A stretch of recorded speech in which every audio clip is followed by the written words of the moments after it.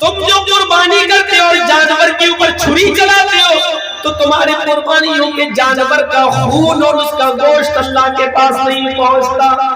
اللہ کے پاس نہ گوشت جاتا ہے نہ خون جاتا ہے. وَلَٰكِن يَنَالُ التَّقْوَىٰ مِنكُمْ، وہ تو تمہارے دلوں کا تقویٰ دیکھتا ہے کہ تم نے کس نیت سے قربانی کی ہے. ایک بکرا کر رہے ہو کہ چار کر رہے ہو، چار کر رہے ہو تو دکھانے کے لیے کہ محلے والے کہہ رہے ہیں ماشاءاللہ چار قربانی کرتا ہے، تین کرتا ہے، دو دیکھو 50,000 کا بکرا لایا ہے. اچھا اس بکرے کی کھال پہ اللہ لکھا ہوا تو 3 لاکھ کا لایا ہے. کبھی اپنے آپ کو برباد مت کرو. اللہ لکھا 3 لاکھ کا لے آؤ. یہ کوئی چیز ہے نہیں، اس کی کوئی حیثیت نہیں ہے.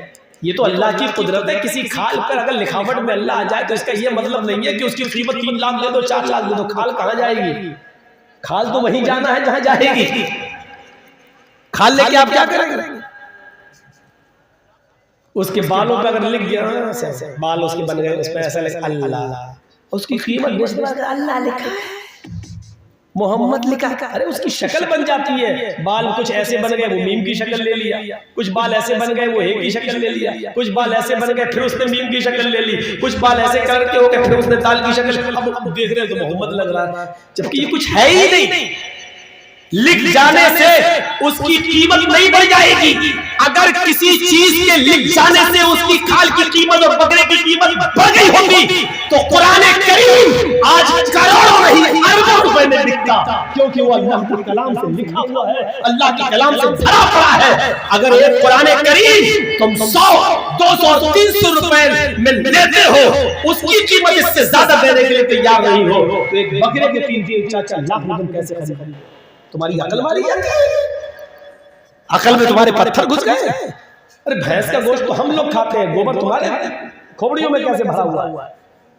3 لاکھ 4 لاکھ کا بکرا خرید رہے ہو کیا؟ اللہ لکھا ہے. جو کیا کہتے ہیں ایسا کر تو بکرا ہمیں دے دے، کھال ہم تجھے دے دیں گے، چل اللہ والی کھال تو لے لینا. جب کوئی بیچے تو اس کو یہی کہہ دینا ایسا کرو کہ ہمیں دے دو 20,000 کا بکرا اور کھال ہم تمہیں دے دیں گے. اللہ یہ کھال تم دے دینا کسی اور. جاؤ کھال بیچ دینا 3 لاکھ کی 4 لاکھ کی. دیکھو کتنی جلدی بھاگے گا. وہ بھی جانتا ہے، وہ بھی جانتا ہے. تو یہ چیز تھی. ایک اور حدیث سنا دوں آپ کو. اذا التقى المسلمان بسيفيهما فالقاتل والمقتول في النار. جب 2 مسلمان تلواریں لے کر باہر آ جائیں اور دونوں ایک دوسرے کو مارنا چاہیں، یہ بھی مارے یہ بھی مارے، یہ بھی تلوار چلائے یہ بھی تلوار چلائے. آج کے اس دور میں اس کا ترجمہ یہ بھی ہو سکتا ہے جب 2 مسلمان پسٹل لے کر بندوق لے کر ایک دوسرے کے آمنے سامنے ہو جائے، وہ اس کو مارنا چاہے وہ اس کو، تو ایک مارے گا ایک مرے گا، ایک مارنے والا ہوگا ایک مرنے والا ہوگا. اللہ کے نبی فرماتے ہیں فالقاتل والمقتول فی النار. قاتل بھی جہنم میں جائے گا، مقتول بھی جہنمی، قتل کرنے والا بھی جہنم میں جائے گا، اور جس کو قتل کیا گیا وہ بھی جہنم میں جائے گا. پوچھا گیا اے اللہ کے نبی قتل ہونے والا جہنم میں کیوں جائے گا؟ وہ تو بیچارہ مارا گیا ہے، وہ تو قتل ہوا ہے، اس نے مارا تھوڑی ہے، وہ تو قتل کر دیا گیا ہے، وہ جہنم میں کیوں جائے گا؟ وہ تو مارا گیا ہے. اللہ کے نبی اس کا جواب کیا دیتے؟ جس کو قتل کیا گیا وہ بھی جہنم میں جائے گا، اور وہ اس لیے جائے گا انہو کان حریصا علی قتل صاحبی، کیونکہ اس کے دل میں بھی یہ نیت تھی کہ میں اپنے بھائی کو قتل کر دوں، میں اس کو مار دوں. اگرچہ مار نہیں پایا لیکن نیت تو تھی مارنے کی.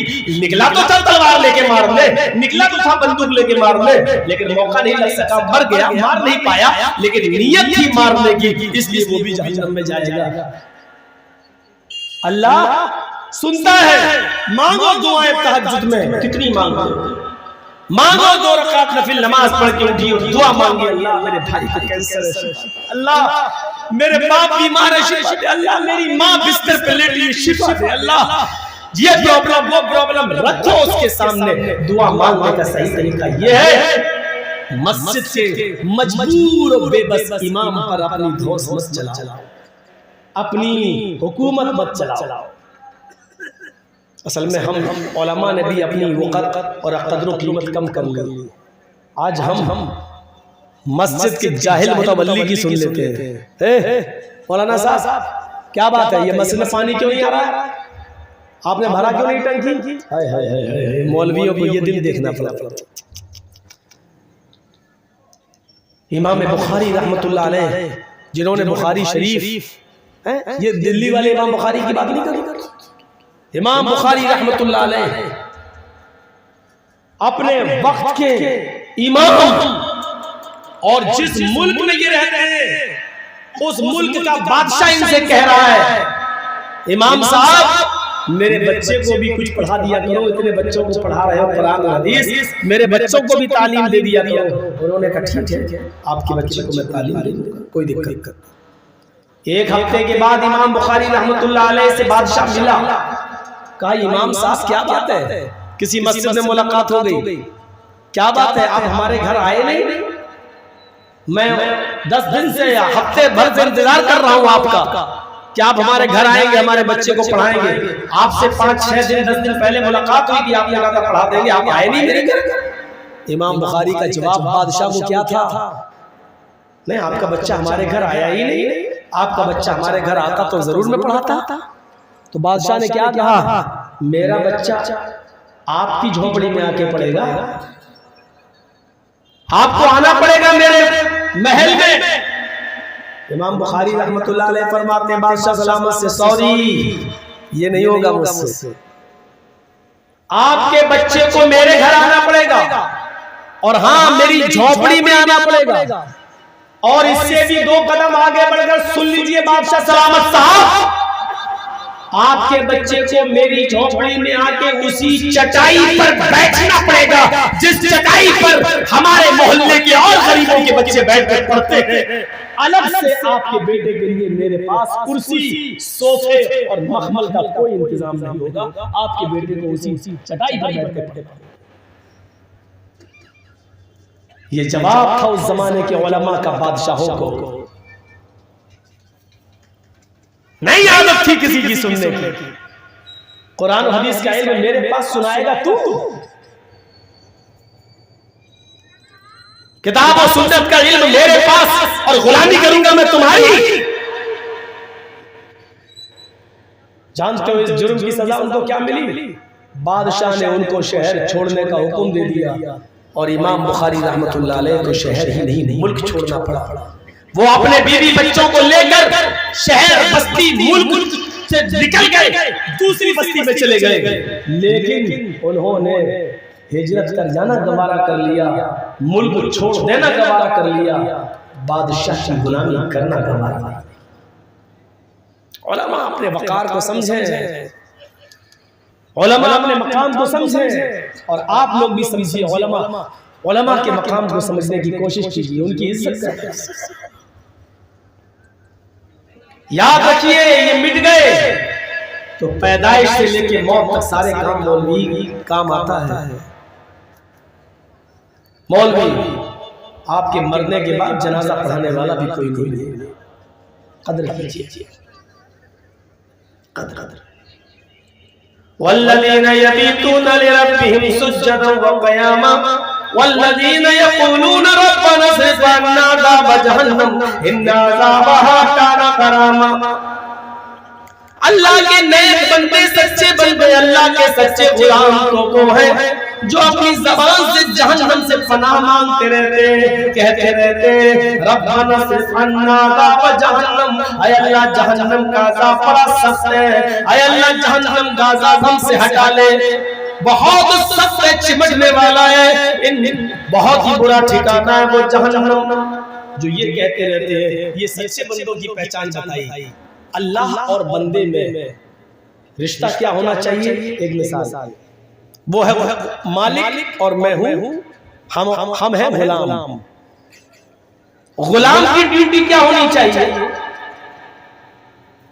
کہ کسی کام کا حکم یا کوئی بھی کام ہوتا تو میرے مالک کے حکم سے ہی ہے، لیکن اگر اچھا ہو تو اس کی نسبت مالک کی طرف کرنا چاہیے، اور اگر غلط ہو جائے تو اس کی نسبت وہ اپنی طرف کر لے، اپنے مالک کو رسوا نہ ہونے دے۔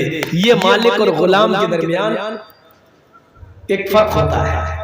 اب آئیے ایک مثال میں آپ نے سناؤں، آپ نے سنا کبھی ایک ہی صف میں کھڑے ہو گئے محمود و ایاس، نہ کوئی بندہ رہا نہ کوئی بندہ نواز. کبھی سنا یہ شعر؟ ہاں یہ محمود اور ایاز جو سنا ہے یہ کون تھا معلوم ہے؟ ایک ہی صف میں کھڑے ہو گئے محمود و ایاز. محمود بادشاہ کا محمود غزنوی اور اس کا غلام کا نام تھا ایاز. محمود کے بہت سے غلام تھے لیکن محمود سب سے زیادہ محبت ایاز سے کرتا تھا, سب سے زیادہ پیار اس کو ایاز سے تھا, وہ سب سے زیادہ بات ایاز کی سنتا تھا. دوسرے غلاموں کو تھوڑی تکلیف ہو گئی کہ ہم بھی تو غلام ہیں, ہمیں بادشاہ اتنا نہیں مانتا جتنا ایاز کو مانتا ہے. دھیرے دھیرے یہ خبر ایاز کے کانوں تک آئی, محمود کے کانوں تک آ گئی بادشاہ کے کہ لوگ ہمارے بارے میں اور جو دوسرے غلام ہیں 20-50 غلام وہ ہمارے بارے میں اس طریقے کی بات کر رہے ہیں کہ محمود کے اور بھی غلام ہیں لیکن محمود ایاز کو اتنی محبت کیوں کرتا ہے, جاتا ہے تو ایاز کو لے کے جاتا ہے, نماز پڑھتا ہے تو ایاز کو اپنے بغل میں کھڑا کر کے پڑھتا ہے, کھانا کھاتا ہے محمود تو اپنے غلام ایاز کو اپنے پاس بٹھا کے کھلاتا ہے. اتنا پیار ایاز سے کیوں ہے محمود کو؟ محمود غزنوی نے فوراً اپنے سارے غلاموں کو بلایا اور ایک لائن میں بیٹھنے کے لیے کہہ دیا. محمود غزنوی کے سارے غلام ایک لائن سے بیٹھ گئے. محمود غزنوی نے ایاز کو اشارہ کیا تم بھی تو میرے غلام ہو, چلو لائن میں تم بھی بیٹھ جاؤ. ایاز بھی لائن میں بیٹھ گیا غلاموں کے ساتھ. اب محمود غزنوی نے کہا ہیرے کا ڈائمنڈ کا ہار لاؤ. ہیرے کا, سونے کا نہیں, گولڈ کا نہیں, ہیرا ڈائمنڈ اس سے بھی زیادہ قیمتی. اور ہیرے کے ہار کو اس نے توڑ دیا اور ہیرے کا جو ایک ایک پارٹس تھا, ایک ایک حصہ ڈائمنڈ کا, اس نے ہر ایک غلام کو دے دیا اور سب غلاموں کو ایک ایک ہتھوڑی دے دی. ہتھوڑا لو, سب کو دیا, ایاز کو بھی دیا. کہا کہ تمہارے پاس کیا ہے؟ سارے غلام بولے ڈائمنڈ, ہیرا. دوسرے ہاتھ میں کیا ہے؟ ہتھوڑا. چاہو اس ہتھوڑے سے اس ڈائمنڈ کو توڑ دو. تمہارے پاس جو ڈائمنڈ ہے, جو ہیرے ہیں, ان کو توڑ دو. اتنا قیمتی ڈائمنڈ توڑ دو. پھر انہوں نے اپنے بادشاہ کا حکم مانتے ہوئے سارے غلاموں نے ہتھوڑا مار دیا, ڈائمنڈ توڑ دیے. ایاز نے بھی توڑ دیا, سارے غلاموں نے توڑا, کوئی نہیں بچا, سب نے ہتھوڑے مار دیے اور ڈائمنڈ توڑ دیا.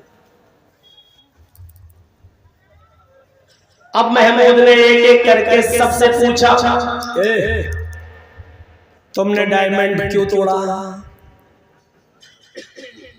یہ غلام کھڑا ہوتا ہے, حضرت میرے آقا میرے مالک, میں نے ڈائمنڈ کو اس لیے توڑ دیا کیونکہ میرے آقا کا حکم تھا.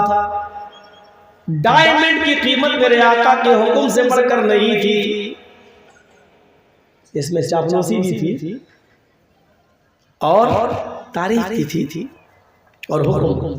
میں نے توڑ دیا. اچھا تم نے کیوں توڑا؟ اس نے بھی کہا آپ کا حکم تھا, حکم کے آگے میں نے آپ کے حکم کی خلاف ورزی کرنا پسند نہیں کی, توڑ دیا. تیسرے سے پوچھا تم نے کیوں توڑا؟ اس نے بھی یہی جواب دیا. چوتھے نے بھی جواب دیا. 15 لوگوں نے, 20 لوگوں نے, 25 لوگوں نے, سارے غلاموں نے یہی جواب دیا. اب باری آتی ایاز کی. توڑا تو اس نے بھی تھا. پوچھا ایاز تم بتاؤ کہ تم نے اس ڈائمنڈ کو کیوں توڑا؟ تو ایاز نے فوراً یہ جملے ادا کر دیے, میرے آقا میرے مالک, آپ کا حکم زبان سے نکلا کہ توڑ دو, اور یہ میرے دماغ کا قصور تھا, یہ میری عقل کا قصور تھا, وہ آپ کے حکم کو سمجھ نہیں پائی, اور میری ناقص عقل کا قصور تھا, میری بد عقلی تھی, میں نے اس کو توڑ دیا. آپ کا حکم میرا ذہن سمجھ نہیں پایا، آپ کے کہنے کا مقصد کیا تھا وہ میری ناقص عقل میں نہیں آیا، اس لیے میری عقل نے جو سوچا وہی کیا اور میں نے اس کو توڑ دیا۔ محمود غزنوی مسکراتے ہوئے کہتا ہے غلاموں دیکھا تم نے میں ایاز کو کیوں پسند کرتا ہوں اور ایاز سے میں کیوں محبت کرتا ہوں؟ اس کی وجہ یہ ہے حکم میں نے ہی دیا تھا توڑنے کا، تم سب نے فوراً میرا نام لے دیا اور کیا کہہ دیا؟ آپ کا حکم تھا توڑ دیا، آپ کا حکم سراخوں پر میں نے توڑ دیا، تم سب نے میرا نام لے دیا، گویا کہ توڑوانے والا میں، توڑنے والے تم اور توڑوانے والا میں۔ لیکن ایاز کو دیکھو، اس نے توڑ تو دیا لیکن اس نے میرے اوپر آنچ نہیں آنے دی اور اس نے سارا قصور اپنی عقل کا بتا دیا، جبکہ حکم میرا ہی تھا، لیکن اس نے یہ کہہ دیا کہ میں آپ کی بات کو آپ کے حکم کو سمجھ نہیں سکا اور یہ میری عقل کا قصور تھا کہ میں نے توڑ دیا۔ اس نے میرے اوپر آنچ نہیں آنے دی، میرے حکم کے باوجود اس نے ساری برائی اپنے اوپر لے لی، اس نے میرے اوپر آنچ نہیں آنے دی، اس لیے میں ایاز سے تم لوگوں سے زیادہ محبت کرتا ہوں۔ ایک معمولی غلام اور معمولی بادشاہ کا یہ حال ہے، اس کو یہ جملے پسند آئے تو ایک اللہ میں اور اس کے غلام یعنی ہم نے اور آپ میں بھی یہی چیز ہونی چاہیے کہ جب اچھی چیز کی نسبت ہو تو اللہ کی طرف کریں اور بری بات کا جب کچھ کر بیٹھے تو اس کی نسبت ہم اللہ کی طرف نہ ہونے دیں۔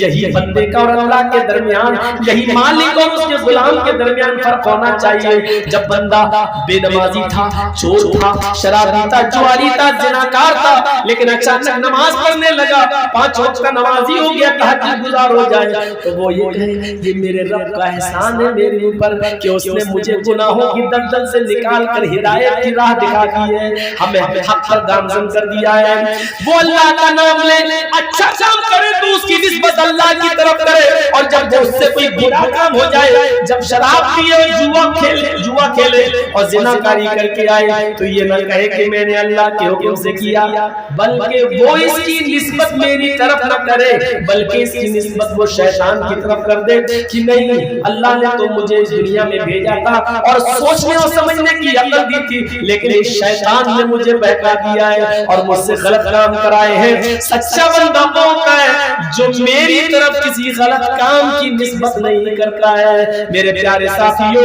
یہ اللہ میں اور بندے کے درمیان، اللہ میں اور اس کے غلام یعنی ہم اور آپ کے درمیان یہ نسبت ہونا چاہیے۔ یہ ہے عبد اور یہ ہے معبود، یعنی اللہ اور بندے کے درمیان یہ چیز پیدا ہونی چاہیے۔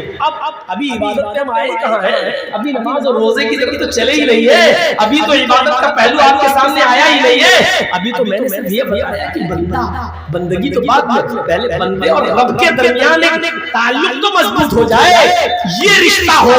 جب نماز اور روزہ رکھ کے اور پڑھ کے آئے تو کہے کہ میرے رب نے مجھے ہدایت دی، جب جھوٹ بول دے یا جوا اور شراب کھیل کر پی کر آئے تو کہے کہ مجھے شیطان نے بہکا دیا ہے۔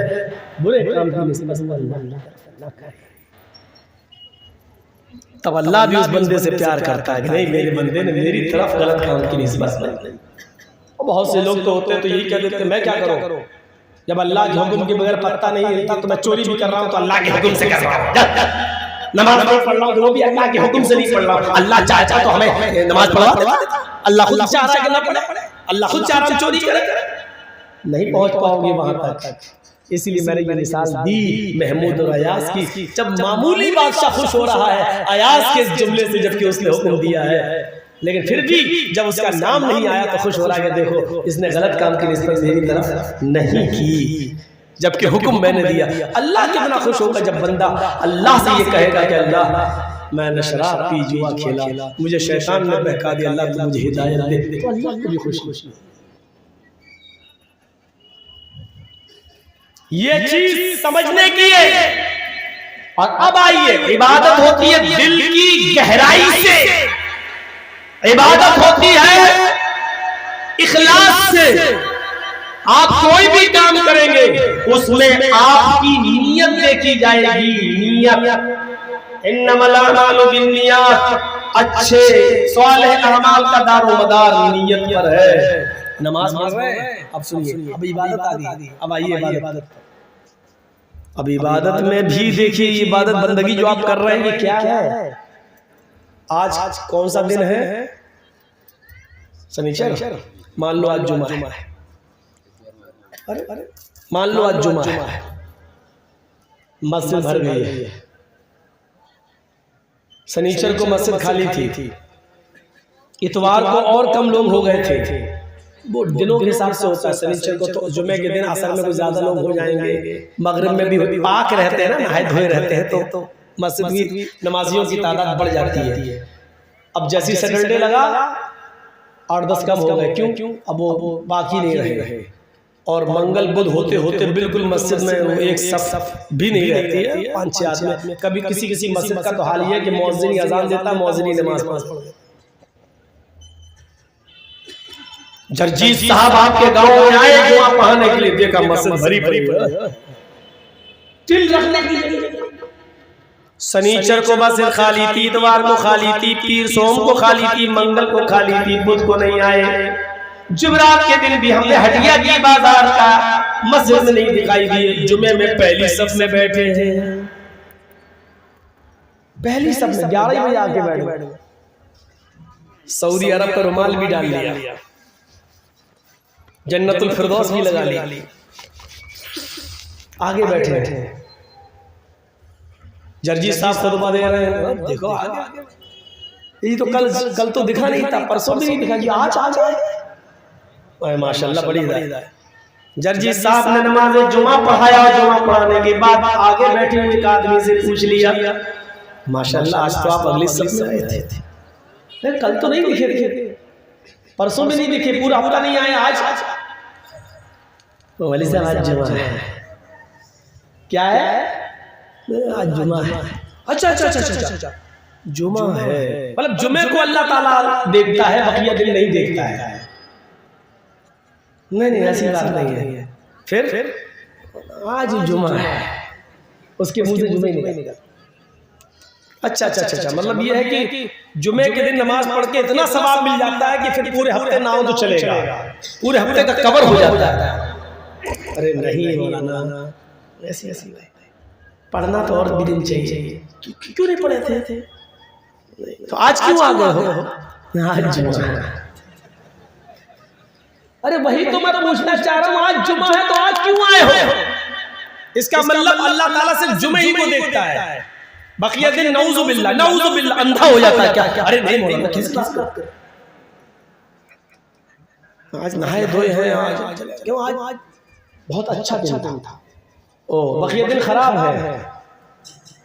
نہیں یار مولانا، نہیں یار مجھے سمجھاؤ یار، میری سمجھ میں نہیں آ رہا. آج کیوں آئے ہو؟ جمعہ ہے تو کیا مطلب ہے؟ مطلب جمعہ ہی کے دن اللہ تعالیٰ ثواب دیتا، بقیہ دن اگر آؤ گے تو گناہ پڑے گا. نہیں ایسی بات نہیں. پھر مجھے بتاؤ کیا بات ہے؟ اللہ تعالیٰ کیا صرف یہ کہتا جمعہ سنیچر کو نہیں روز پڑھنا چاہیے؟ پھر کیا بات؟ ارے مولانا صاحب اگر جمعے کے دن بھی اب آ رہا ہے صحیح بات. ارے مولانا نہیں آنا چاہیے تو جمعے کے دن. ارے نہیں یار جمعے کے دن نماز نہیں پڑھیں گے تو گاؤں والے کہیں گے بڑا کمینہ، دیکھو جمعے تک کی نماز نہیں پڑھتا. ارے تو اتنی دیر سے ہمیں کیوں پاگل بنا رہے ہو؟ جمعہ ہے. یہ کہو نا کہ محلے والوں کے ڈر سے اور گاؤں والوں کے ڈر سے آیا ہے، تاکہ وہ یہ نہ کہے تم نے دماغ خراب کر کے رکھ دیا میرا جمعہ ہے. بھائی تو میں کہوں کہ جمعہ ہے کیا مطلب؟ یہ کہو نا کہ جمعے کے دن بھی اگر ہم نماز نہیں پڑھیں گے تو گاؤں والے کہیں گے بہت بڑا کمینہ. تو آپ نے اللہ کے لیے کہاں جمعہ پڑھا؟ آپ نے تو گاؤں والوں کے ڈر سے اور گاؤں والوں کے یہ نہ کہنے کی وجہ سے آپ نے نماز پڑھی. یہ آپ نے جمعہ دیکھا، یہ عبادت دیکھا، کیونکہ آپ نے گاؤں والوں کے ڈر سے پڑھی. اب جمعہ بھی بیکار گیا. ہفتے میں ایک دن کی نماز پڑھ رہے ہیں وہ بھی بیکار، وہ بھی گاؤں والوں کے ڈر سے. من صلی یرائی فقد اشرک، جس نے لوگوں کو دکھانے کے لیے نماز پڑھی اس نے شرک کیا. حدیث ہے صاف. یہ جمعہ بھی میرے لیے شرک ہو جائے گا کیونکہ ہم نے اللہ کے لیے نہیں گاؤں والوں کے لیے پڑھا. ہم نے جو رکوع کیا وہ اللہ کے لیے نہیں گاؤں والوں کے لیے کیا. جو سجدہ کر رہے ہیں وہ اللہ کے سامنے نہیں گاؤں والوں کے سامنے کر رہے ہیں. یہ جمعہ بھی شرک ہو جائے گا. عبادت کو سمجھنے کی کوشش کرو، عبادت ہے کیا چیز؟ ہفتے میں ایک دن ہم نماز پڑھنے جا رہے ہیں جمعے کی، وہ بھی گاؤں والوں کے ڈر سے. یہ ہے نیت.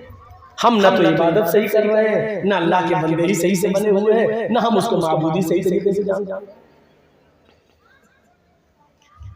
نہ ہم عبد ہی ٹھیک ہے، نہ عابد ہی ٹھیک ہے، نہ عبادت ہی ہماری ٹھیک ہے، نہ ہم اپنے معبود کا حق بھی پوری طریقے سے ادا کر رہے ہیں. ہے کیا ہمارے پاس؟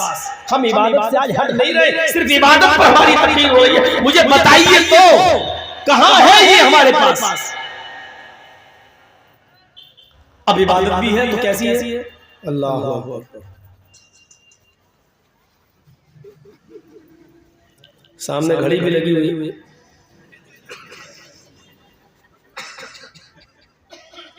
ایسے بھی ہو رہی ہے. تھوڑا سا مچھر یہ بھی ہو رہی ہے. تابعین کے واقعات پڑھیے، تذکرۃ الحفاظ پڑھیے علامہ شمس الدین ذہبی کی، جن کے پیر خراب ہو جاتے تھے اور ڈاکٹر کہتا تھا حکیم کہ تمہارا پیر کاٹا جائے گا. اس زمانے میں انجیکشن نہیں تھے سن کرنے کے، بے ہوش کرنے کے.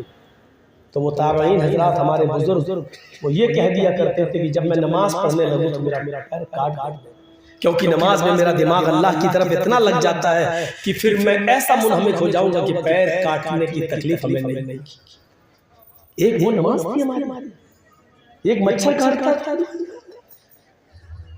داڑھی کھجا رہے ہیں، گھڑی دیکھ رہے ہیں.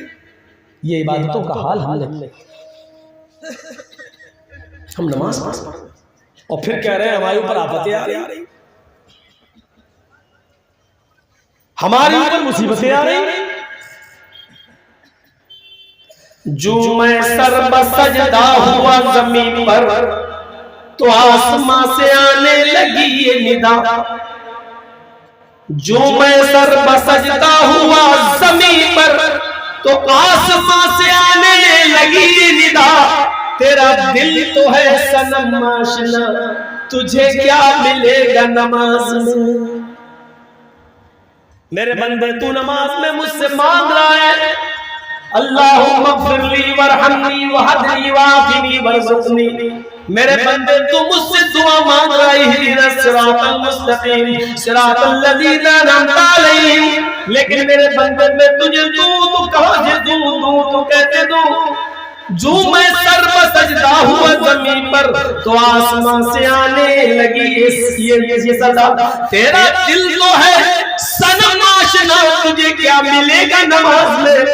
تیرا دل تو نماز میں اپنی دکانوں پہ لگا ہوا ہے، تیرا دل نماز میں اپنے بیٹے کے ہاسپٹل میں ایڈمٹ ہونے پہ لگا ہوا ہے، تیرا دل نماز میں جلدی سے مسجد سے باہر جا کر اپنی فیکٹری میں جاؤں اور اپنے مزدوروں کو دیکھوں کام کر رہے ہیں نہیں. تیرا دل تو وہاں لگا ہے، تو مسجد میں نماز پڑھتا، تیرا دل کھیت میں لگا ہے، تیرا دل دھان اور گیہوں اور چاول میں لگا ہوا ہے. شاعر اسی کو کہتا ہے جو میں سر بسجدہ ہوا زمین پر تو آسمان سے آنے لگی یہ ندا.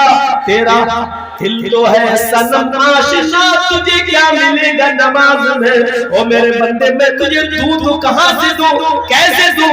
تیرا دماغ، تیرا ذہن، تیرا دل میری طرف ہے ہی نہیں.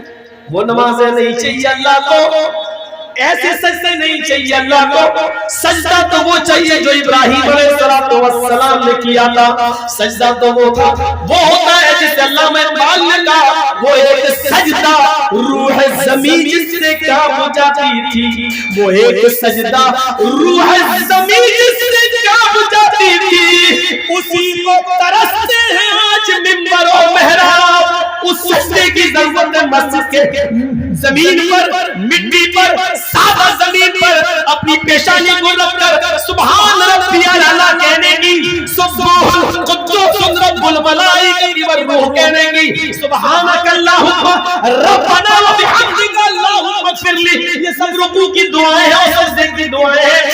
یہ سجدہ وہ ہے جب زمین پہ پڑتا ہے تو زمین کی روح کانپ جاتی ہے. روح زمین جس سجدے سے کانپ جائے، زمین کی روح جس سجدے سے کانپ جائے، عرش والے کا عرش ہل جائے کہ واقعی میرے بندے نے دل سے اپنی غلامی کا اقرار کر لیا، اپنی ناک زمین پر رگڑ دی اور اس بات کا اقرار کر لیا کہ اے اللہ میں نے اپنی ناک زمین کی مٹی پر رگڑ کے تیرے سامنے ذلت کا اظہار کر دیا ہے. ان سجدے اے اللہ عزیز تیری ذات ہے، ذلیل میں ہوں، اے اللہ تیرے سامنے میں نے اپنی ناک کو رگڑ لیا ہے، مٹی میری ناک پہ رگڑی ہوئی ہے، اے اللہ میں بہت ذلیل ہوں، اتنا کمتر تیرا بندہ تیرا غلام ہوں کہ زمین سے اوپر نہیں ہوں، اور ہم میں اور تجھ میں اتنا ہی فرق ہے کہ میں زمین سے اوپر نہیں ہوں اور تو آسمان کی بلندیوں سے نیچے ہی نہیں ہے، اے اللہ میرا تیرا کوئی مقابلہ ہی نہیں ہے، میں زمین کی پستیوں میں ہوں اور تو آسمان کی بلندیوں میں،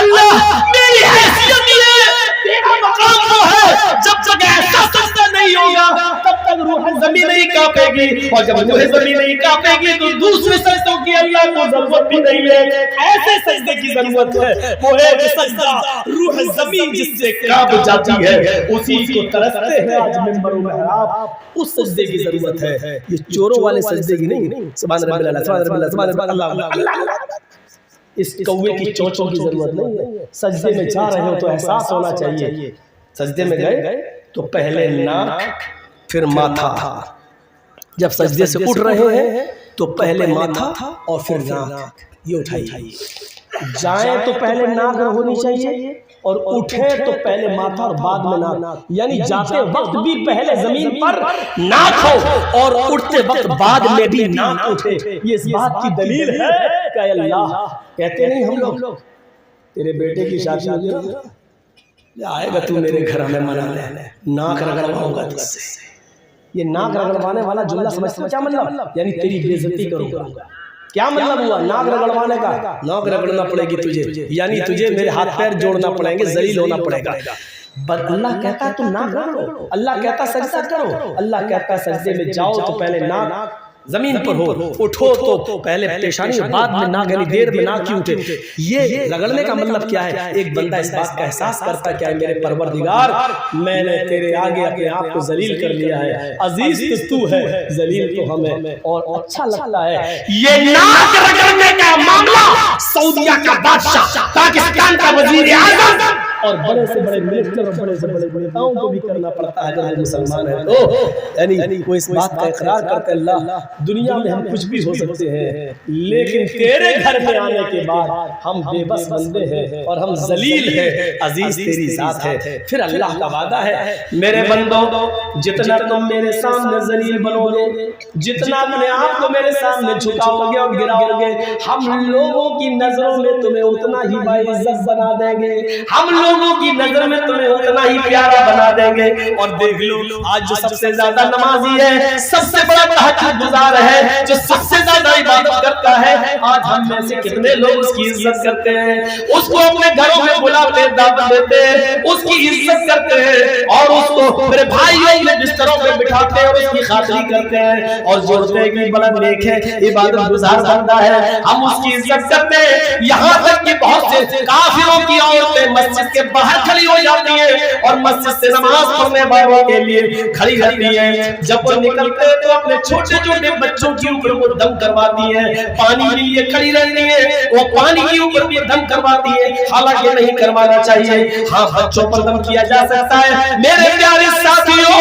غور کیجئے، ہم اللہ کے سامنے ذلیل ہو گیا ہے لیکن اللہ نے لوگوں کے سامنے مجھے عزیز کر دیا ہے، لوگوں کے سامنے مجھے پیارا بنا دیا ہے، لوگوں کے لیے ہمیں باعزت بنا دیا ہے، لوگوں کی نظروں میں اس نے ہمیں باوقار کر دیا، باعزت بنا دیا ہے، ہم اللہ کے سامنے ذلیل ہونا سیکھے تو اللہ ہمیں لوگوں کی نظروں میں باوقار کر دے گا، مقرب بنا دے گا، تو یہ ہونا چاہیے ہمارا، اور عبادت کیسی ہوگی؟ نبی اکرم نے فرمایا، سنن ترمذی کی روایت ہے، سنیے دو تین چیزیں ہیں یاد رکھیے گا، اتق المحارم تکن اعبد الناس، اللہ کے نبی فرماتے ہیں چند جملے آج میں بیان کر رہا ہوں، کون ہے جو ان کو یاد کر لے اور دوسروں تک پہنچا دے؟ ابو ہریرہ کہتے ہیں اللہ کے رسول میں آپ مجھے بتائیے کہ وہ جملے کیا ہیں، میں ان کو یاد کر کے دوسروں تک پہنچا دوں گا۔ اللہ کے نبی نے کہا بہت اچھا، سنیے اے ابو ہریرہ، پہلی چیز لوگوں میں بتا دو اتق المحارم تکن اعبد الناس،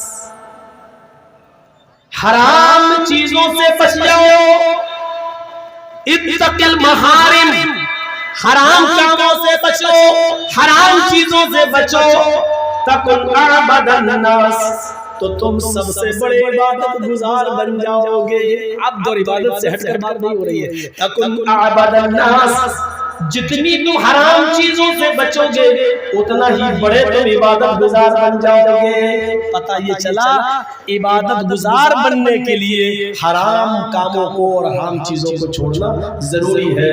ہم حرام روزی بھی کھائیں اور نماز بھی پڑھیں تو قبول نہیں ہے۔ ہاں، سود اور بیاج بھی کھاؤ اور نماز بھی پڑھو، نہیں ہوگی۔ رشوت لو اور نماز بھی پڑھو، نہیں ہوگی۔ آپ کوئی تو کام کرتے ہی ہوں گے، مان لیجئے موبائل سنبھال رہے ہیں، آپ کا موبائل، میں جرجیت صاحب موبائل لے کے پہنچے آپ کی دکان پر، اچھا ٹھیک ہے، کیا خرابی ہے؟ آپ جانتے ہیں 100 روپے میں ٹھیک ہو سکتا ہے، صحیح ہے، لیکن آپ اس کو کہہ رہے ہیں صاحب اس کی یہ خراب ہو گئی، اس کی یہ خراب ہو گئی، 800 روپے لگیں گے۔ ٹوٹتے ٹوٹتے معاملہ بنتے بناتے 500 روپے پہ آگے ٹھہر گیا، لیکن آپ کو معلوم ہے کہ اس میں 100 روپے کی لاگت لگنا ہے، پھر بھی 800 سے 500 روپے آ گئے، طے ہو گئے، چلے گئے۔ آپ نے کہا بات چیت تو ہوئی، لیکن آپ نے اس کو یہ کہا تھا کہ اس میں یہ خراب ہے، یہ خراب ہے، یہ خراب ہے، 800 لگیں گے، پھر 500 پہ معاملہ کر گیا۔ اب آپ نے اس سے 500 روپے لے لیے، یہ بھی آپ کے لیے حرام ہے۔ آپ اس کو صاف کہتے ہیں 100 روپے کی چیز اس میں ڈلے گی، میں اپنی محنت 50 روپے لوں گا، 150 روپے کا آپ کا لاگت ہے، 100 روپے کی چیز پڑے گی، میری محنت 100 روپے کی، 200 روپے لوں گا، 100 روپے کی چیز پڑے گی، 200 روپے میری محنت، ہم 300 لیں گے۔ آپ یہ بھی کہہ سکتے ہیں کہ 100 روپے کی چیز پڑے گی، میری محنت 900 روپے، ہم 1000 روپے لیں گے۔ اگر آپ صاف کلیئر کر کے کہیں گے تب آپ کے لیے جائز ہوگا، ورنہ نہیں۔ آپ نے کہہ دیا یہ چیز پڑھنے میں 800 روپے خرچ ہو جائے گا، یہ ڈلیں گے، یہاں سے لے کے آنا پڑے گا، مالدہ جانا پڑے گا، کہاں جانا پڑے گا، بولتے کچھ بھی۔ آپ کیا جو بڑا بازار ہے کشن گنج جانا پڑے گا، سلیگوڑی جانا پڑے گا، آپ کچھ بھی بول سکتے ہیں اس کو، لیکن صاف صاف کہیے کہ اتنا ہے، اتنی میری محنت ہے، اتنا پیسہ لوں گا، کرانا کراؤ، نہیں تو کہیں اور۔ یہ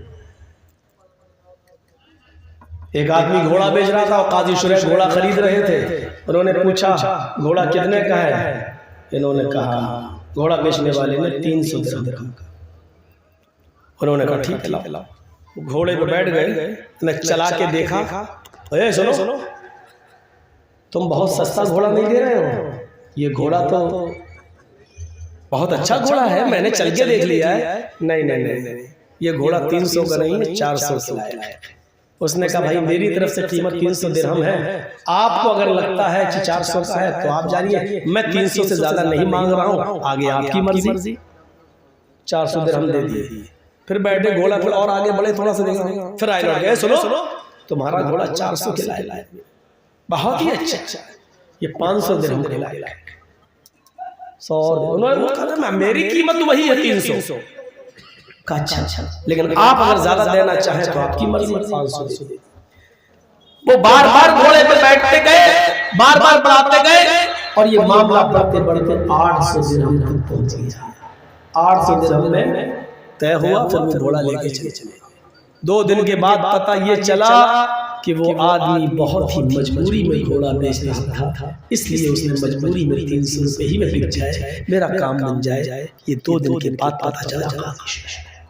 قاضی شریح نے 2 رکعت نفل نماز پڑھ کے اللہ سے دعا کہ اللہ میں نے کسی کی مجبوری کا فائدہ نہیں اٹھایا، مجھے لگا اس کا گھوڑا 300 سے زیادہ کا تھا، میں نے 800 درہم دے دیے۔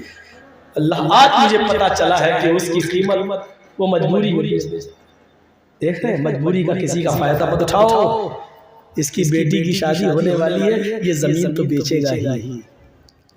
آج 10 لاکھ کی دے رہا ہے، رکو 8 کی دے گا، بیٹی کی شادی ہونے والی ہے۔ ارے بیٹی کی شادی ہونے والی ہے تو 10 کی چیز تم 11 میں بھی لے سکتے تھے، 1 لاکھ روپیہ یہ سوچ کے اور بڑھا سکتے تھے کہ چلو اس کی بیٹی کا بس جائے گا، شادی کر دے گا، لیکن آپ نے اس لڑکی کے ہاتھ پیلے ہونے کے بجائے پہلے ہی یہ سوچ لیا کہ 10 لاکھ کی چیز ہمیں 8 لاکھ میں مل جائے اور بھی کم مل سکتی ہے، انتظار کرو، یہ آج ہمارا ہی شرم کرو، ہم اپنے آپ کو مسلمان سمجھتے ہیں اور کہلاتے ہیں اور کہتے ہیں یہ ہمارا حال ہے۔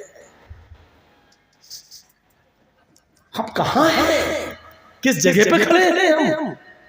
المسلم من سلم المسلمون من لسانی و یدی، مسلمان تو وہ ہے کہ جس کی زبان سے اور ہاتھ سے دوسرے مسلمان کو تکلیف نہ ہو۔ ہماری زبان سے بھی تکلیف پہنچتی ہے، ہمارے ہاتھ سے بھی تکلیف پہنچ رہی ہے، ہم مسلمان ہیں۔ وہ دیکھو کلیجہ کتنا بڑا، وہ لڑکی جو سابرمتی ندی کے اوپر کھڑی ہے احمد آباد میں اور کہہ رہی ہے اپنے پتی سے کہ میں خودکشی کرنے جا رہی ہوں، اور وہ کہہ رہا ہے کہ تجھے مرنا ہو تو مرتے وقت ویڈیو بنا کے اور بھیج دینا۔ کلیجہ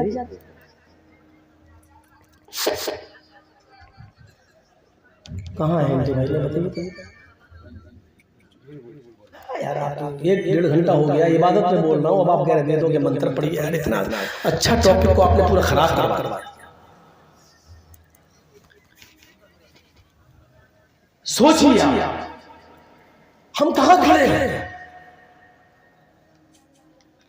کسی کو تکلیف نہیں پہنچنی چاہیے، نہ زبان سے نہ ہاتھ سے۔ یہ اسلام، نیتیں ہماری کہاں ہو کیا ہو گئی ہیں؟ ابھی ہم نے عبادت کے بارے میں بتایا، یہ نیت ہماری جمعے کے دن بھی ہم نماز پڑھنے جا رہے ہیں تو یہ حال ہے میرا، نماز پڑھ رہے ہیں تو یہ حال ہے میرا، پیر کاٹ دیے جاتے تھے پیر۔ امام شوکانی کے بارے میں آتا ہے کہ وہ سجدے میں جب جاتے تھے تو اتنا روتے تھے عذاب قبر عذاب جہنم سے ڈر سے، اتنا روتے تھے کہ سجدے میں آنکھوں کے آنسوؤں سے زمین میں گڈھے پڑ جاتے تھے اور ان گڈھوں میں آنکھوں سے گرنے والے آنسو اس گڈھے میں پڑ جاتے تھے۔ یہ امام شوکانی کا حال تھا۔ ذرا غور کریں ہماری نمازوں کا حال کیا ہے؟ ہم تو ہنستے ہوئے جاتے ہیں نماز پڑھنے، اور رمضان کا مہینہ بھی آ رہا تو دیکھیے گا کیا حال ہوگا۔ جیسے روزہ کھولیں گے مسجد میں نماز پڑھنے جائیں گے، امام صاحب نے اگر لمبی قرأت کر دی تو غصہ آئے گا، پڑھ دیا اگر الف لام میم ذالک الکتاب، اتنی لمبی سورت لے کے بیٹھ گیا کیوں؟ دن بھر تو افطار کیے بیٹھے ہیں، اب لاک لگی ہوئی ہے بیڑی کی، افطار کے فوراً بعد پینے کو ملی نہیں ہے، اب مسجد کے باہر نکلیں گے سب سورہ دخان کی تلاوت ہوگی، دھواں منہ سے نکلے گا، تو اب انہوں نے لمبی قرأت کر دی تو یہ انا اتنا نہیں پڑھ سکتا تھا، قل واللہ نہیں پڑھ سکتا تھا، اور امام صاحب نے جیسی نماز پڑھا کہ سلام پھیرا، ہاں بہت بڑے مولانا ہو معلوم ہے، اتنی لمبی قرأت کرتے ہو کھا کے آ رہا تھا منہ سے نکل رہا تھا، اتنا لمبا سجدہ باہر آئے، جو روزہ آیا تھا یہی چیز چھڑانے کے لیے دن بھر چھوڑنے کی کوشش کی اور کامیاب ہوا، لیکن افطار کے بعد نہیں چھوڑا۔ کیا فائدہ ہوا پھر روزہ رکھنے سے؟ کیا یہ ہماری عبادت کا نیت اچھی اور بری دونوں طریقے کی ہوتی، لیکن کبھی کبھی ایسا ہوتا ہے، ایک بات سن لیجئے، عبادت کا دار و مدار بھی نیت پر ہے۔ کبھی کبھی ایسا ہوتا ہے کہ کوئی کام آپ غلط کر رہے ہیں اور کرتے جا رہے ہیں، لیکن آپ کی نیت غلط کرنے کی نہیں تھی اور آپ دھوکے سے کرتے چلے جا رہے ہیں، تو آپ کو ثواب ملے گا۔ بخاری شریف کے اندر ایک واقعہ آیا ہے، سنیے، بڑا دلچسپ واقعہ ہے۔ ایک آدمی نے اپنے صدقے کے مال کے 3 حصے کیے، اس کو تینوں حصہ صدقہ کرنا تھا۔ اس نے سوچا کہ آج کر دیں گے، کل کر دیں گے، پرسوں کر دیں گے، اپنا صدقہ 3 حصوں میں بانٹا، 3 حصے میں، اور کہا کہ ہم 3 رات میں، اور اللہ کے نبی نے فرمایا کہ صدقہ اس طریقے سے کرو کہ داہنے ہاتھ سے دو تو بائیں ہاتھ کو اس کی خبر نہ ہو۔ تو اس نے سوچا کہ تنہائی میں اکیلے میں دیں گے تاکہ کسی کو پتہ نہ چلے، تو اس کے لیے اس نے رات کا وقت متعین کیا کہ آدھی رات کے بعد ہم نکلیں گے تاکہ کسی کو پتہ نہ چلے اور کسی غریب آدمی کی مدد کریں گے۔ دیکھو نیت کتنی اچھی تھی۔ آدھی رات کے بعد یہ نکلا ایک پوڈری لے کر، اور غریب اور مجبور آدمی دیکھ رہا ہے۔ ایک آدمی پہ نظر پڑ گئی، اچھا پوچھا ہے بھائی اتنی رات میں کہاں جا رہے ہو؟ اس نے کہا تمہیں مطلب، تمہیں کیا مطلب؟ اس نے کہا بھائی اتنی رات میں کوئی آدمی جو نکلتا ہے وہ مجبوری ہوتا ہے، آپ کا حال یہ بتا رہا ہے کہ آپ کوئی مجبوری انسان ہے؟ اس آدمی نے کہا کہ ہاں بالکل، جب تم اتنا جانتے ہو تو یہ بھی جانتے ہو کہ مجبور ہے، اور مجبور ہے تو پھر ہے تو آپ پوچھ کیوں رہے ہو؟ کہا نہیں، میرے پاس کو صدقے کا مال ہے، میں کسی غریب آدمی کی مدد کرنا چاہتا تھا، مجبور آدمی کی، اس لیے میں یہ تھیلی لے کے نکلا ہوں۔ اس نے کہا اچھا ٹھیک ہے، اگر آپ کرنا چاہیں تو کر دیں، واقعی میرے ساتھ مجبوری ہے۔ اس نے اٹھا کے دے دیا۔ گھر آیا بڑا خوش تھا کہ میں نے کسی مجبور و بے بس آدمی کی مدد کر دی۔ تہجد کی نماز پڑھتا ہے، تھوڑی دیر بستر پہ لیٹتا ہے، فجر کی اذان کی آواز آتی ہے، مسجد میں نماز پڑھتا ہے، نماز پڑھ کے آتا ہے، اپنے گھر پر قرآن کی تلاوت کرتا ہے، سورج نکل آتا ہے۔ فجر کے بعد ان لوگوں کی سونے کی عادت نہیں تھی، یہ باہر نکل گئے کہ چلے کچھ کاروبار کریں۔ بازار میں پہنچتا ہے یہ آدمی تو کیا شور سنتا ہے، بازار میں پہنچتا، بخاری شریف کی حدیث کے الفاظ ہے، بازار میں پہنچتا ہے تو شور سنتا ہے۔ لوگ اس کو بتانے لگے، ارے تمہیں معلوم آج کی رات کیا ہوا؟ کہا نہیں۔ کہا اللہ کا کوئی نیک بندہ بیچارہ آدھی رات کے بعد اپنے گھر سے نکلا، اس کے ہاتھ میں صدقے کی کوئی تھیلی تھی، وہ کسی غریب آدمی کی مدد کرنا چاہتا تھا، کسی مجبور آدمی کی مدد کرنا چاہتا تھا، لیکن دھوکہ کھا گیا بیچارہ۔ وہ اپنی گٹھری، وہ اپنی پوٹری بجائے کسی غریب انسان کو، مجبور کو دینے کے بجائے ایک بہت بڑے امیر آدمی کو دے دیا۔ وہ تو بہت پیسے والا آدمی تھا۔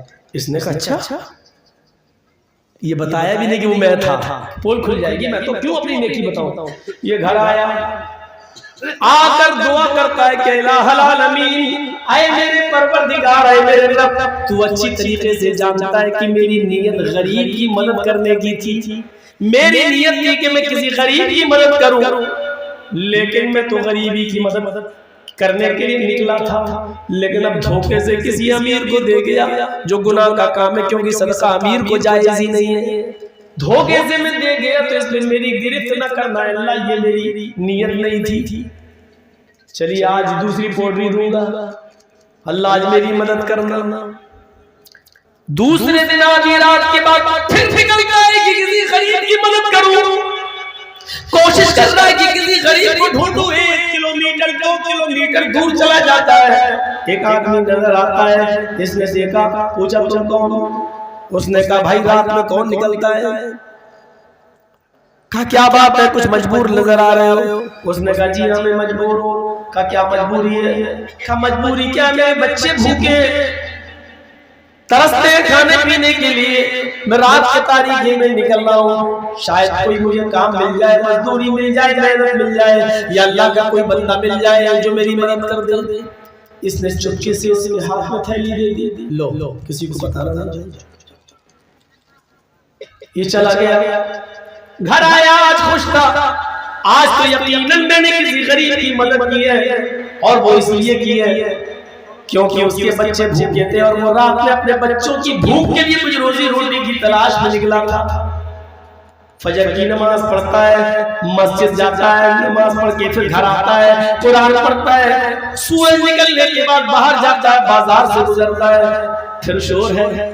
کچھ لوگوں نے اس کو بتایا آج کی سنا، کہا نہیں، اللہ کا نیک بندہ آج بھی آدھی رات کے بعد گھر سے نکلا، اللہ کے کسی غریب بندے کو وہ اپنے صدقہ و خیرات دینا چاہتا تھا، لیکن وہ آج بھی دھوکہ کھا گیا۔ آج کیا ہوا؟ ارے وہ آج کسی چور کو مدد کر دی۔ وہ رات میں جو آدمی نکلا تھا وہ روزی روٹی کی تلاش میں نہیں، وہ اندھیرے کا فائدہ اٹھا کر چوری کرنے نکلا تھا، اور وہ تو مجرم تھا، وہ تو چور ہی تھا، اس کا تو کام ہی تھا رات میں نکل کر چوری کرنے کا۔ اللہ کا یہ ایک بندہ بیچارہ آج ایک چور کو صدقہ و خیرات کر گیا۔ گھر آیا کہتا اللہ یہ کیا ہوا، میری نیت تو چور کی مدد کرنے کی نہیں تھی، تیرے نبی کا فرمان ہے چپکے سے دو، دائیں ہاتھ سے دو کہ بائیں ہاتھ کو بھی خبر نہ ہو، میں تو اس لیے چپکے سے نکلتا ہوں کسی کو پتہ نہ ہو۔ اے اللہ آج بھی میں دھوکہ کھا گیا، لیکن جان بوجھ کر میں نے یہ کام نہیں کیا۔ اے اللہ ایک پوٹری اور رہ گئی ہے مال کی، میں آج کسی غریب کی مدد کروں گا اور تو میری مدد کرنا۔ اے میرے پروردگار آج میرا مال کسی جائز جگہ پہ جانا چاہیے۔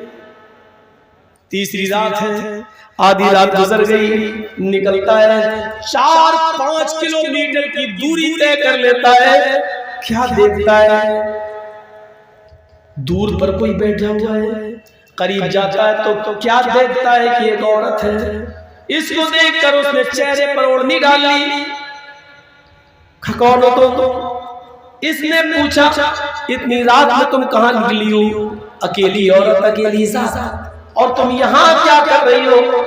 اس نے کہا دیکھو اے اللہ کے بندے، اتنی رات میں کوئی عورت جب باہر نکلتی ہے تو اس کو کوئی مجبوری باہر نکالتی ہے، تم ہو کون؟ اس نے کہا تم اپنی مجبوری بتاؤ۔ اس عورت نے بھی ڈرامہ کیا، میری مجبوری ہے۔ اس نے کہا دیکھو میرے پاس وہ سب سے کا مال ہے، اس مال کو تم لے جاؤ، اور تم رات کی تاریکی میں مت نکلا کرو، کہیں ایسا نہ ہو کہ تمہارے ساتھ کچھ اونچ نیچ ہو جائے، جاؤ اپنے بچوں کو پالو، یہ ختم ہو جائے تو پھر مجھے کچھ بتا دینا، ذکر کر دینا، میں فلاں، اپنا نام نہیں بتایا، اس نے کہا کہ میں فلاں کے پاس چلی جانا اور اس سے یہ کہنا کہ کسی نے مجھے صدقے کا مال دیا تھا، وہ ختم ہو گیا ہے، بس وہ خبر مجھ تک آ جائے گی، میں تمہاری بات میں بھی مدد کرتا رہوں گا۔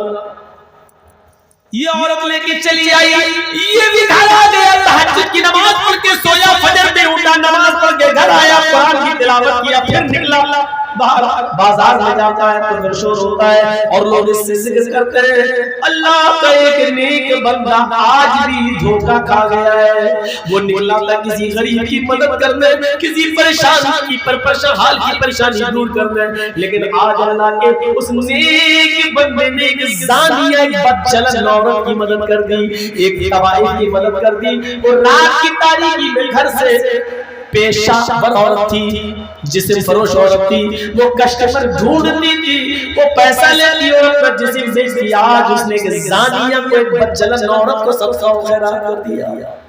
یاد نہیں بولا بیچارہ اس اللہ کی نیک بندے کے ساتھ بہت برا ہوا ہے۔ ہاں پھر گھر آیا، کہتا اللہ میرے پاس جتنا مال تھا وہ غلط جگہ پہ جا چکا ہے، لیکن غلط لوگوں کو دینے کی میری کوئی نیت نہیں تھی، اے اللہ غلط لوگوں تک پہنچ گیا، اس کا عذاب تو مجھے مت دینا، اے اللہ ثواب نہ دے تو عذاب بھی مت دینا، اس لیے کہ میری نیت ان غلط لوگوں تک پہنچانے کی نہیں تھی۔ رات میں سوتا ہے، اب مالی نہیں ہے کہ صدقہ کرے، رات میں سوتا ہے، بخاری شریف کی حدیث کے الفاظ ہیں، جب یہ گہری نیند میں آتا ہے تو ایک فرشتہ اس کے خواب میں آتا ہے اور اس کو کہہ رہا ہے اے اللہ کے نیک بندے، تو کیوں مایوس ہوتا ہے، تو کیوں پریشان ہوتا ہے، تو نے تو غریب کی مدد کرنے کے لیے صدقے کا مال نکالا ہے اور تو نے تو غریب سمجھ کر ہی مدد کی ہے، اللہ نے تیرے صدقے کو قبول کر لیا ہے، اللہ نے تیرے صدقے کو منظور کر لیا ہے، ایکسپٹ کر لیا ہے، اور تیرے صدقے کی برکت سے اللہ نے ان تینوں لوگوں کو بھی ہدایت دے دی۔ اس امیر آدمی نے تیرا دیا ہوا صدقہ وہ جانتا نہیں تھا مجھے دیا کس نے، اس لیے تجھے واپس کرنا چاہتا تھا، لیکن پھر اس کو پتہ ہی نہیں کیونکہ تم نے اس کو اپنا نام نہیں بتایا تھا، اس لیے اس نے علماء سے پوچھ کر اس نے تیرے صدقے کو بھی غریبوں میں لٹا دیا ہے۔ اس نے بھی توبہ کر لی ہے، جس چور کو تم نے صدقہ دیا تھا اس چور کو تمہارے صدقے کے مال سے اتنی برکت ہوئی کہ اس چور نے چوری سے توبہ کر لی، اور جتنا تم نے اس کو مال دیا اس کا 10 گنا مال وہ راہ خدا میں خرچ کر چکا ہے، اس کو بھی معلوم نہیں تھا کہ تم نے دیا ہے، وہ تمہارا مال تمہیں واپس کرنے آ رہا تھا لیکن پتہ ہی نہیں تھا کہ کس نے دیا ہے۔ تمہارے صدقے کی برکت سے اس عورت کو بھی ہدایت مل گئی، اس عورت کے پاس رزق کے ایسے دروازے کھلے کہ اس نے بھی جسم بیچنے سے توبہ کر لی، طوائف گیری سے توبہ کر لی، اور وہ اب اللہ کی نیک بندی بن گئی۔ تمہارے صدقے سے اللہ نے اس عورت کو بھی برکت دی ہے، اس کو بھی توبہ اس نے بھی توبہ کر لی، چور نے بھی توبہ کر لی، اور امیر نے بھی توبہ کر لی، اور اللہ نے تمہارے صدقے کو قبول کر لیا۔ یہ ہوتی ہے اچھی نیت کی برکت۔ میرے بھائیو ہماری نیت اچھی تھی، اگرچہ بری جگہ پہ جا رہا پیسہ دولت، لیکن نیت اچھی تھی، اس لیے نیت اچھی ہو تو اور بری نیت تو کام اچھا بھی ہے تو بیکار ہو جاتا ہے. دیکھا وہ حدیث, قیامت کے دن اللہ تعالیٰ ایک آدمی کو بلائے گا جو دنیا میں قتل ہوا ہوگا, شہید ہوا ہوگا. اللہ اس سے پوچھے گا میرے بندے میں نے تجھے زندگی دی تھی, تو نے کیا کیا؟ وہ کہے گا اللہ میں نے اپنی زمین چھوڑی, جائیداد چھوڑی, پراپرٹی چھوڑی, بیوی چھوڑے, بچے چھوڑے, سونا فلا جگہ جہاد ہو رہا ہے, میں جنگ کے لیے نکل گیا, اتنا لڑا, کئی کافروں کو مارا, اور پھر میری گردن پہ تلوار چل گئی, میں قتل کر دیا گیا, کافر کے ہاتھ سے میں بھی مار دیا گیا, اللہ میں تیری راہ میں شہید ہو گیا. اللہ کہے گا تو جھوٹا ہے, کذبت, جھوٹ بولتا ہے تو. وہ کہے گا اللہ میں کیسے جھوٹ بول رہا ہوں؟ اللہ کہے گا تو نے زمین چھوڑی سچ ہے, تو نے جائیداد چھوڑی سچ ہے, بیوی بچے چھوڑ کر تو گیا یہ بھی سچ ہے, تو نے تلوار میدان جنگ میں چلائی یہ بھی سچ ہے, تو نے کئی کافروں کو مارا یہ بھی سچ ہے, ایک کافر کی تلوار تیری گردن پر چلی, تو قتل ہوا یہ بھی سچ ہے, تو لڑا ہے یہ بھی سچ ہے, لیکن میری راہ میں تو نہیں مارا گیا ہے.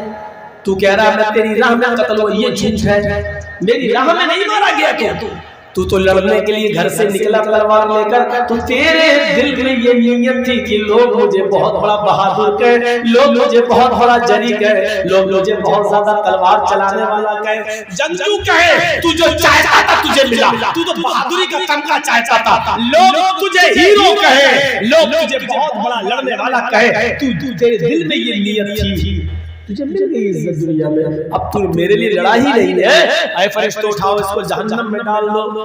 دیکھا آپ نے کام کتنا اچھا کیا اس نے, بیوی چھوڑی, بچے چھوڑے, زمین چھوڑی, جائیداد چھوڑا, سب کچھ چھوڑا, اللہ کا نکلا, تلوار اٹھائی, لڑا, کئی کافروں کو مارا بھی, خود مر بھی گیا. دیکھیے کام کتنا اچھا کر رہا ہے, لیکن یہ سارا کا سارا کام اتنی سی نیت میں بیکار ہو گیا. دل میں یہ نیت آ گئی کہ لوگ مجھے بہت بڑا بہادر کہے, لوگ مجھے بہت بڑا بہادر کہے, اتنی سی نیت دل میں آ گئی, پورا کا پورا جہاد بیکار, شہادت بیکار. اب یاد بھی بجائے, اب اگر یہ نیت نہیں آئی ہوتی, اتنا سا خیال دل میں نہیں آتا, تو بغیر حساب و کتاب کی جنت میں جاتا, خون کا پہلا قطرہ گرتے ہی اللہ اس کے سارے گناہ معاف کر دیتا. قیامت کے دن یہ اپنی قبر سے اٹھتا اس حال میں کہ اس کے جسم سے خون کے قطرے گر رہے ہوتے, اور اللہ خون کے قطرے گرتے ہوئے دیکھ کر کہتا فرشتوں اس کا کیا حساب کتاب لے, یہ تو میری راہ میں پوری جان کی قربانی دے کر چلا آیا, جاؤ اس کو جنت میں داخل کر دو. لیکن اتنی سی نیت آ گئی, لوگ مجھے بہت بڑا بہادر کہے, پورا ثواب بیکار, شہادت بیکار, اور جنت کی بجائے جہنم میں داخل کر دیتا. دیکھا کام اچھا لیکن نیت بری, کہاں گیا جہنم میں. اور ایک آدمی نے تو کام ہی بہت غلط کر دیا تھا لیکن نیت بہت اچھی. سنا ہوا کیا, اپنے گھر سے نکلا, اونٹ کے اوپر بیٹھا, چل رہا, جنگل سے گزرنے لگا, تھک گیا, سوچا اونٹ کو باندھ دے تھوڑی دیر کے لیے درخت سے اور تھوڑا آرام کر لے. جنگل میں پہنچا, اونٹ کی رسی درخت سے باندھ دی, اپنا ماما اتارا, سر سے زمین پہ بچھا لیا, سو گیا. جیسی لیٹا نیند آ گئی, آنکھ کھلی, دیکھا اونٹ غائب ہے, میرے گھر کا پورا سامان اونٹ پر, غلہ اناج اونٹ پر, زیورات بیوی کے زیور اونٹ پر, سب کچھ اونٹ میں تھا. اور یہ کہاں گیا؟ ڈھونڈنے لگا, ادھر جاتا ادھر جاتا, اس جھاڑی میں دیکھتا اس جھاڑی میں دیکھتا, اس پہاڑی پہ چڑھتا, پورا جنگل دیکھ ڈالا, کہیں نہیں ملا. اللہ یہ کہاں گیا, کہاں گیا؟ پھر ڈھونڈتے ڈھونڈتے اسی جگہ پر آ گیا, اسی جگہ پر آ گیا جہاں سویا تھا. پھر اس نے اپنا ماما اتارا, زمین میں بچھا دیا, سوچنے لگا کہ تھوڑی دیر سال ہوں, آرام کروں, پھر ڈھونڈوں گا, پھر تلاش کروں گا اونٹ کو. تھک گیا تھا, پورا جنگل ڈھونڈتے ڈھونڈتے اونٹ کو تھک گیا تھا, تھوڑا سا لیٹ گئی, نیند آ گئی. تھوڑی دیر کے بعد جب آنکھ کھلتی ہے تو کیا دیکھتا ہے کہ میرا اونٹ تو اسی پیڑ سے بندھا ہوا ہے جہاں سے کھل کے کوئی لے گیا تھا, جہاں سے غائب ہوا تھا. جب آنکھ کھلی تو کیا دیکھتا ہے کہ میرا اونٹ تو ویسے ہی بندھا ہے اور سامان بھی ویسے ہی لگا ہوا ہے. آگے بڑھتا ہے, اب ایسا نہیں ہوتا تو پہلے یہ دیکھتا کہ کسی کا پرس کھو گیا, 5 گھنٹے بعد پرس ملے تو پہلے پڑھتے ہیں, پھر دیکھتا کہ جو تھا اس پہ ہے کہ نہیں ہے. تو ایسے اس کا حال تھا. اونٹ تو دیکھتے ہیں پورا جنگل, میں نے خود ڈھونڈا ملا نہیں, اور اچانک اپنے آپ آ گیا اور بند بھی گیا. آیا دیکھا ایک بھی دانہ کم نہیں اناج کا, جیسے لایا تھا ویسے ہی موجود ہے, کچھ بھی کم نہیں ہے. ایسے دیکھتا ہے خوش ہو گیا اور خوشی میں سمایا نہیں جا رہا ہے اس میں، خوشی کے مارے اس کے منہ سے الٹے جملے نکل رہے ہیں، الٹے جملے مارے خوشی کے آسمان پہ نظریں ڈالتا ہے، کہتا واہ واہ تیری قدرت، میں نے پورا جنگل ڈھونڈ لیا اونٹ کو اونٹ نہیں ملا، اور سو کر اٹھا تو دیکھا اونٹ اپنے آپ آ گیا، سارا سامان بھی موجود، آئے اللہ ایسے دیکھتا ہوں، اور آسمان میں دیکھ رہا، بخاری شریف کی حدیث کے پاس نظریں آسمان میں ڈال کے کہتا ہے یا اللہ یا ربی، آسمان میں نظر ڈالتا ہوں، کیا کہہ رہا ہے؟ اللہم انت عبدی وانا ربک، اے اللہ مان گیا تیری قدرت کو، واقعی تو میرا بندہ ہے، میں تیرا خدا۔ کیا بولا؟ مان گیا واقعی تجھے، واقعی تو میرا بندہ ہے، میں تیرا رب۔ الٹا جملہ خوشی میں سمجھ نہیں پا رہا کیا بول رہا ہوں، اللہم انت عبدی، واقعی تو میرا بندہ ہے، میں تیرا رب ہوں، الٹا بول گیا۔ جانتے ہو یہ کتنے ڈینجر جملے ہیں؟ اگر کوئی جان بوجھ کر بول دے تو اسلام سے خارج ہے، کتنے برے جملے ہیں یہ جملے۔ فرعون کہتا تھا انا ربکم الاعلی، میں تمہارا رب ہوں، لیکن فرعون سے اتنا کہتا تھا کہ میں تمہارا رب ہوں، لیکن فرعون نے بھی اتنے خطرناک جملے نہیں بولے جو اس نے بولے۔ فرعون نے کبھی یہ نہیں کہا اللہ میں تیرا بھی رب ہوں، وہ لوگوں سے کہتا تھا کہ میں تمہارا رب ہوں، لیکن فرعون نے کبھی اللہ سے نہیں کہا کہ میں تیرا بھی رب ہوں۔ اللہ سے وہ یہی کہتا تھا میں تیرا بندہ ہوں، اللہ سے نہیں کہتا تھا میں تیرا رب ہوں، لیکن لوگوں سے کہتا تھا میں تیرا تمہارا رب ہوں۔ اللہ نے کہا فرعون تیرے مرنے کے بعد تیری لاش کی حفاظت میں کروں گا، تیری لاش کو عبرت بنا دوں گا لوگوں کے لیے۔ ایک اپنے آپ کو لوگوں کا خدا کہلانے والا آج کس حالت میں ہے؟ دریائے نیل نے اس کو اٹھا کر پھینک دیا۔